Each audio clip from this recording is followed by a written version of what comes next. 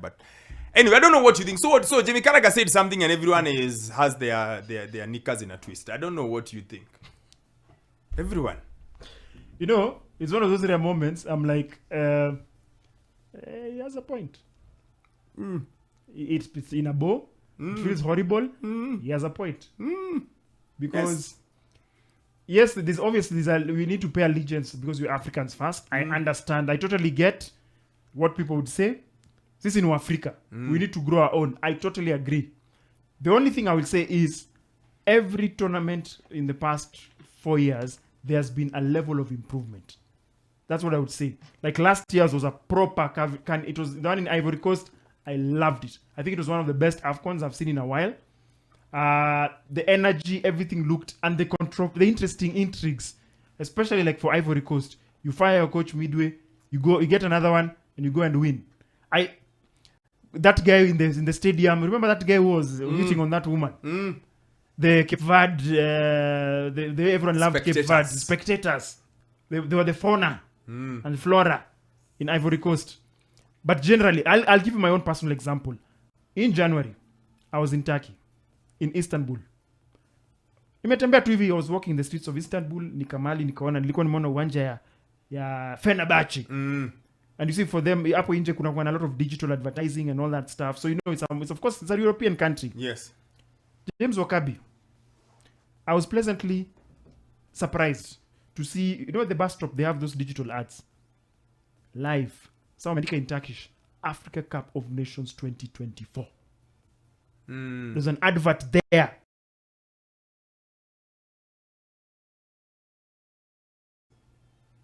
Wokabi.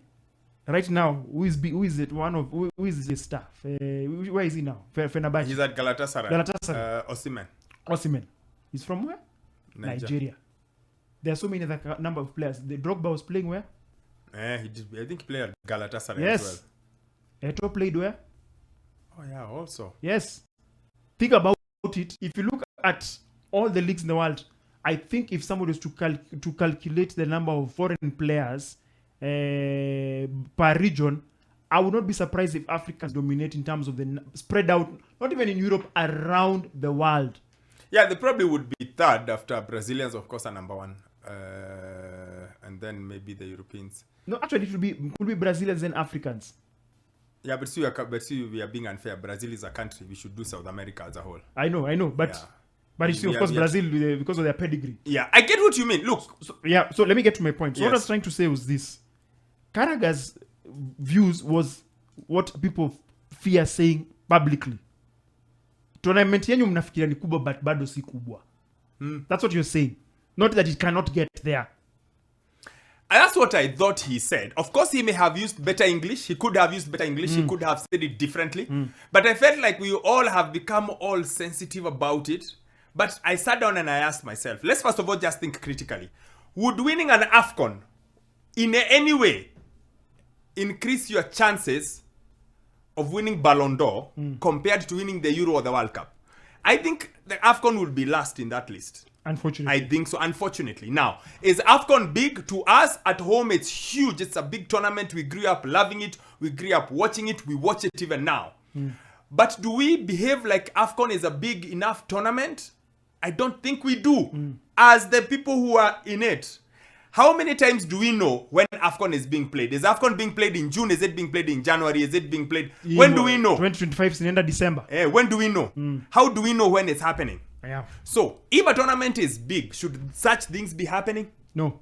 If a tournament is big, would Andre Onana land on the day of the game? No.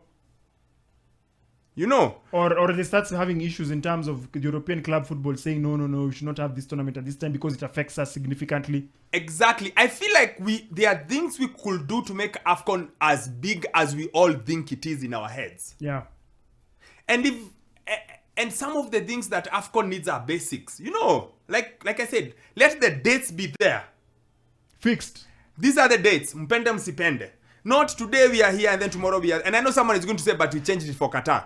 That was once in a blue moon, and we'll change it again in 2034 or 20 whatever. Is it 2034? I think it's 2034. Yeah. We will change it again. Yeah. But generally it doesn't happen. The Euros. Are you imagining the Euros being shifted last minute? Because no, I feel like it could be bigger. It could have way more prize money. Last year, until that AFCON in Ivory Coast, until a few days to the event, did we know which TV we were going to watch it on? Nope. Are you imagining us not knowing where we are going to watch Champions League from? And these things are usually signed almost 2 years before. Like you're sitting here, you just randomly see an update. Sky Sports has partnered with so-and-so to broadcast the 2027. And you're like, to go 2025 back. And you see, I agree with that's the thing, because there's a level of foresight, there's a level of planning. And you see, there's a thing people fail to appreciate is putting pressure on yourself to ensure that is the case. Wokabi beforehand ensures that you have a tournament that has a level of seriousness. Bernard, we are doing CHAN in this country from August, I think, the 2nd. Yes. We did a draw for CHAN without all the teams. Now, I know CHAN is not AFCON. Yeah. But I think that it's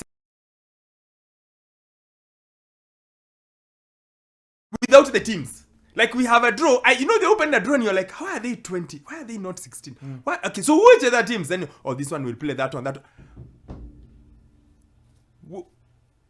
That does not sound seriousness. Not at all. So, I understand. Jamie could have used better words. He could have phrased it differently. But the AFCON is not... I know we are saying it should be... And in theory, it is. It should be. It should be the level with the UEFA and Copa America. Because they're all continental tournaments. It should be. In theory, it should be. But is it? Do we do enough to make it to that level? Are you imagining England when they are playing Euros and then Harry Kane is showing up on the day of the game? And he's being flown with a special jet? It would be a travesty. Like, I feel like it has the potential. On paper, in principle, it is at the same level as the Euros and Copa America. But my thoughts would be this, Wokabi. That's why I take it back to 2024. Yes. 2024, I think it ticked a lot of boxes. A lot of noise was made about the tournament. People were like, when Motsepe, during the opening ceremony, said, this is going to be the best Africa Cup of Nations ever. Put pressure on the organizers. Put pressure on everyone involved in the AFCON to ensure that they deliver the tournament. My wish is for that now to be consistent. Because, first of all, it is last year, 2024. We're having another AFCON 2025. Of course, I know COVID, blah, blah, blah, blah, blah, blah, blah. COVID and there's people not being ready. Mambo mingi. But we need to ask ourselves, how can we be consistent in the most important thing, dates? How can we be consistent in the most important thing when it comes to having venues that are ready? We are hosting it in 2027. Wokabi. 2027 Simbali. No, tuko karibu kumaliza kiwanja. No, like you see. I get what you're saying, but I'm you see, now I'm putting on my Kenyan hat. I understand. How will it be perceived in 2027 when we are hosting AFCON and the world is watching us? Because Wokabi, the world will be watching us. You can imagine between now and 2027, the level of technology that will be there. Are we also keeping in touch with that? Because those are things that you have to factor in. And you see, let me tell you, when people are looking at the Euros and stuff and they're thinking, okay, the Euros, the thing is about these tournaments, Wokabi, they keep reinventing themselves. They ask themselves, 2020, we did this. 2024, what can we do? What can we do in 2028? That will give it some oomph, some vibe. I can remember previous AFCONs that were, I can almost say bigger. If you go back to AFCON 98 in Burkina Faso, if you go back to South Africa 96, if you go back even to 94 in Tunisia, if you go all the way to 2006 in Egypt, and 2008 in Ghana, my first AFCON, beautiful tournament, high level quality of football, everything up. I actually feel like AFCON went to a peak and then has dropped down since Angola. You remember the Angola one? Yeah. The Angola and the Togo team attacked. Since then, we have had a few, also because of issues. Ebola forced us to change one, and then Morocco refused to host, so we had to go to Equatorial Guinea again. So we have had issues. But I feel like AFCON I feel like the last few, last year was redemption. And I agree with you. Last year was like after maybe 2-3 very random ones. Last year was redemption. Fantastic tournament. Yeah. If we can build on it, we can take it to that level. But we have to do the basics. Dates are there all the time. We are not arguing. We are not having. Because if what happened in CHAN is a microcosm of what can happen with a big AFCON. It will be full speed reverse. So I agree. He could have used better English. And no one should look down upon AFCON. AFCON is a big tournament. It is. But maybe we need to make sure it stays as a big enough tournament. I agree.